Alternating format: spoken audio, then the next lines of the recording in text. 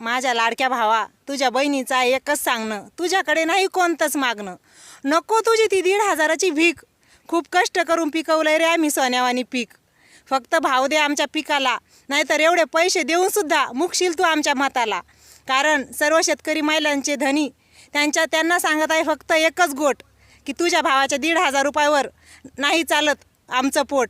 त्यांना सांग, दे आमच्या पिकाला भाव, तरच मिळेल तुला वोट.